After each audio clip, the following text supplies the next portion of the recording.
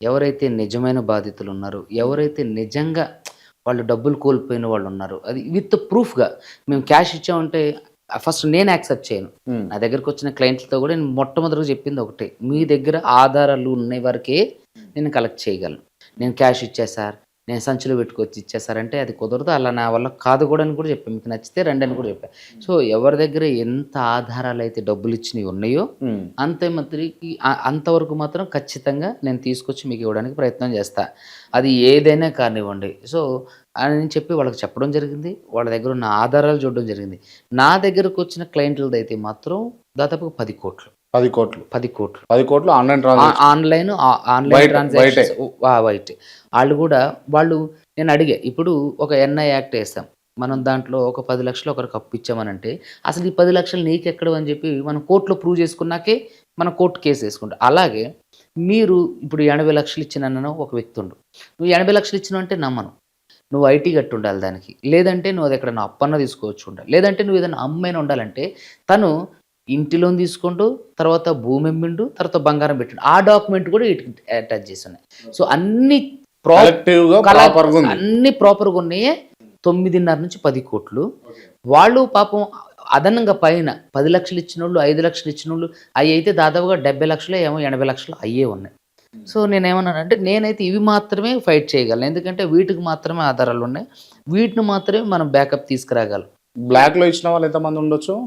బ్లాక్‌లో అంటే by hand ఇచ్చిన అందరూ కూడా బై హ్యాండ్ కొంతమంది ఇప్పుడు చిట్టి పాటలుంటాయండి మన ఊర్లలో. 5,00,000 చిట్టి పాటలని, 2,00,000 చిట్టి పాటలని. సో, ఆడవాళ్ళు ఏం చేస్తారంటే తమ భర్తలకు తెలియకోకుండా కొంచెం అక్కడ దాచుకున్నయి, ఇక్కడ దాచుకున్నయి, సరుకులలో మిగిలినవి, లేదంటే వీళ్ళు ఏదన్నా తల్లిదండ్రులు ఇచ్చినవి, లేదంటే వాళ్ళ ఆయన ఇచ్చినవి ఇవన్నీ దాచుకుంటూ ఏం చేస్తారంటే నెల చిట్టీలు కట్టుకుంటుంటారు. 5,000 చిట్టి అంటే రూ. 1,00,000. అట్లా ఒక 5,000 చిట్టి కట్టుకున్న డబ్బులు, తర్వాత భర్తలకు తెలియకోకుండా బంగారం తాకట్టు పెట్టి ఎందుకంటే ఇప్పుడు పెద్దది కంపెనీ చాలామంది పెట్టుబడులు పెడుతున్నారు. దీంట్లో డబ్బులొస్తాయి బాగా. సో, అని వాళ్ళంతటకు వాళ్ళకు సొంత నిర్ణయం తీసుకొని భర్తలకు తెలియకుండా గోల్డ్ తాకట్టు పెట్టిన వాళ్ళు. ఇట్లా చాలామంది తీసుకొచ్చి ఆళ్ళు ప్రాపర్‌గా అంటే వాళ్ళకి తెలీదు. ఇప్పుడు పావర్టీలో ఉన్నవాళ్ళు, తర్వాత దిగువ మధ్య తరగతి కుటుంబంలో ఉన్నటువంటి ఆడవాళ్ళు ఏం చేస్తారంటే అన్ని విషయాల్లో కూడా పర్ఫెక్ట్‌గా ఆలోచించలేరు. ఇప్పుడు ఒక చదువుకున్న ఒక నిష్ఠాగరిష్ఠుడు ఆలోచించిన విధానమును, ఒక సాధారణ గృహిణి ఆలోచించే విధానం కంప్లీట్ డిఫరెంట్ ఉంటది. ఎందుకంటే వీళ్ళు బేస్డ్ ఆన్ ఏదైతే మనం ఓరల్ స్టేట్మెంట్ ఇస్తామో దాన్ని నమ్ముతారు. ఇప్పుడు ప్రాక్టికల్ నాలెడ్జ్ ఉండదు. ప్రాక్టికల్ నాలెడ్జ్ ఉండదు. ఇప్పుడు నేనైతే ప్రాక్టికల్‌గా ఆలోచిస్తాం. బై హ్యాండ్ ఇవ్వాల్సొస్తే దానికి క్యాష్ రిసిప్ట్ తీసుకుంటాం. కానీ వీళ్ళకి క్యాష్ రిసిప్ట్ ఇస్తారు, తీసుకోవాలనేది కూడా తెలీదు. సో, అట్లా అందరూ పోతురు, మేము మనం కూడా కూడా పోతున్నామని పోతున్నాం. పోయిర్రు. అని సో, దాదాపు మీరు చెప్పే విధానం ప్రకారం 10,00,00,000 రూపాయలైతే అవును. మీ దగ్గర ఎవిడెన్స్ ఉంది. ఉన్నాయి. పక్కా ఎవిడెన్స్ పక్కా ఉన్నది. ఆ ఎవిడెన్స్ బాధితుల తరఫున. ఉన్నాయండి. ఒకవేళ ఫైట్ చేస్తే అది మాత్రం ఇప్పిస్తానని మీరు మాటిచ్చారు. ఓకే, ఇంతవరకు ఓకే. హ్మ్. బట్ నేను రీసెంట్‌గా మిమ్మల్ని చూసింది మీరు పోలీస్ స్టేషన్‌కి పోయినప్పుడు మీకు బ్రీత్ అనలైజర్ చేశారు. హ్మ్. మీరు నిజంగా తాగుతారా? ఏవండీ నేను అసలు తాగనండి. ఎప్పుడంటే నేను ఈ బ్రీత్ అనలైజర్ చేయడానికి రీజన్ వేరే ఉంది.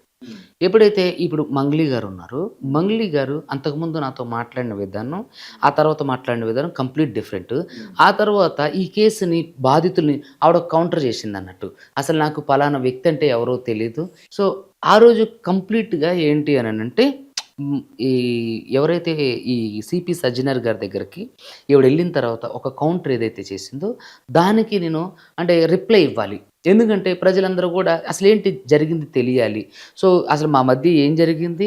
పూజారి నాగేశ్వరరావు గారి ఆఫీస్‌లో ఏం జరిగింది? ఆవిడని నేను ఎలా కాంటాక్ట్ చేశాను? ఆవిడ నాతో ఏం మాట్లాడింది?